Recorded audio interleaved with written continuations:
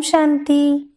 3 दिसंबर 1970 के अव्यक्त बाप दादा के हम बच्चों प्रति अनमोल महावाक्य। मुरली का सार, सामना करने के लिए कामनाओं का त्याग।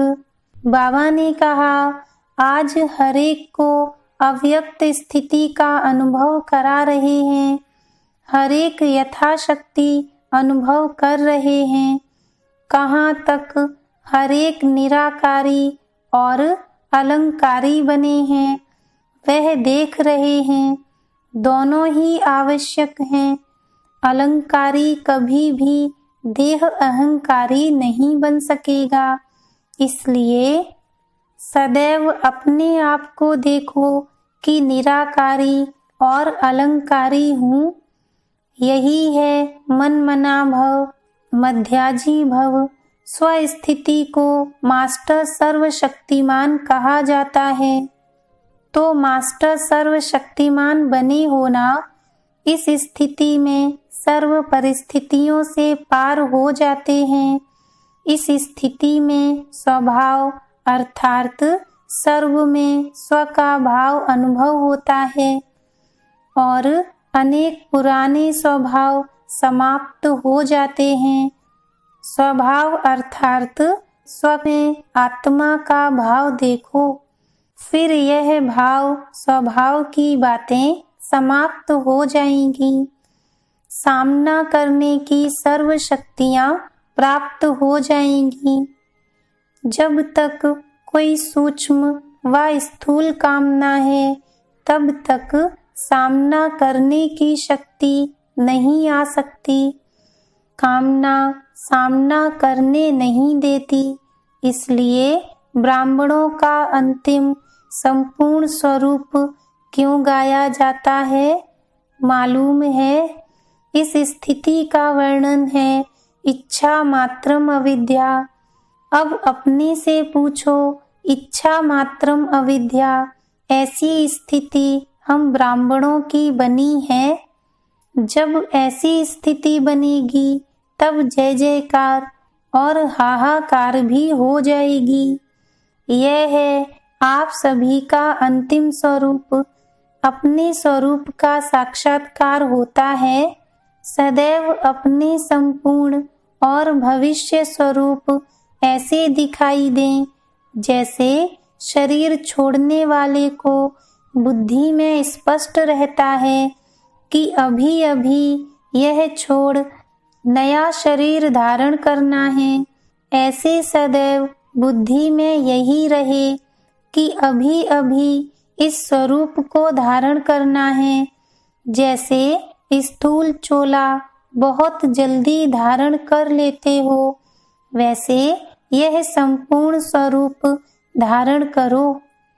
बहुत सुंदर और श्रेष्ठ वस्त्र सामने देखते फिर पुराने वस्त्र को छोड़ वह नया धारण करना क्या मुश्किल होता है? ऐसे ही जब अपने श्रेष्ठ संपूर्ण स्वरूप व स्थिति को जानते हो, सामने है, तो फिर वह संपूर्ण श्रेष्ठ स्वरूप धारण करने में देरी क्यों?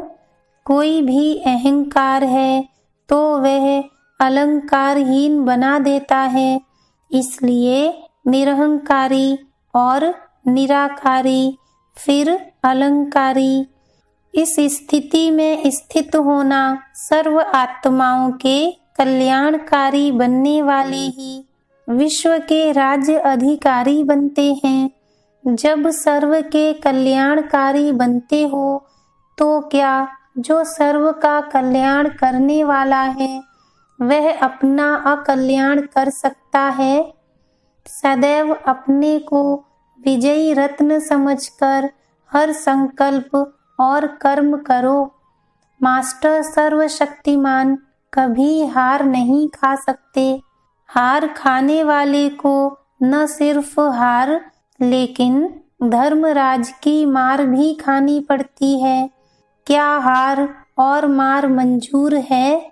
जब हार खाते हो, हार के पहले मार सामने देखो। मार से भूत भी भागते हैं, तो मार को सामने रखने से भूत भाग जाएंगे। अब तक हार खाना किन्हों का काम है? मास्टर सर्वशक्तिमानों का नहीं है। इसलिए पुरानी बातें, पुरानी चाल अब मास्टर सर्वशक्तिमान की सूरत पर शोभता नहीं है। इसलिए संपूर्ण स्वरूप को अभी अभी धारण करने की अपने से प्रतिज्ञा करो। प्रयत्न नहीं, प्रयत्न और प्रतिज्ञा में बहुत फर्क है। प्रतिज्ञा 1 सेकंड में की जाती है, प्रयत्न में समय लगता है। इसलिए अब प्रयत्न का समय भी गया। अब तो प्रतिज्ञा और संपूर्ण रूप की प्रत्यक्षता करनी है। साक्षात बाप समान साक्षात्कार मूर्त बनना है। ऐसे अपने आप को साक्षात्कार मूर्त समझने से कभी भी हार नहीं खाएंगे। अभी प्रतिज्ञा का समय है, न कि हार खाने का। अगर बार बार हार खाते रहते हैं तो उसका भविष्य भी क्या होगा? ऊंचे ऊंचे पद तो नहीं पा सकते। बार बार हार खाने वाले को देवताओं के हार बनाने वाले बनना पड़ेगा। जितना ही बार बार हार खाते रहेंगे, उतना ही बार बार हार बनानी पड़ेगी। रत्न जड़ित हार बनाते हैं ना। और फिर द्वापर से भी जब भक्त बनेंगे तो अनेकों मूर्तियों को बार बार हार पहनाना पड़ेगा। इसलिए हार नहीं खाना। यहाँ कोई हार खाने वाला है क्या?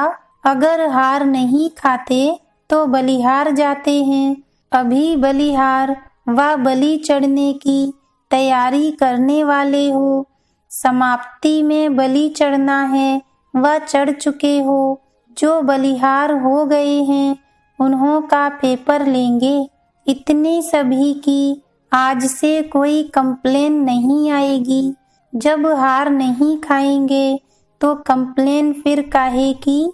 आप लोगों का पेपर वतन में तैयार हो रहा है। अच्छा, ओम शांति।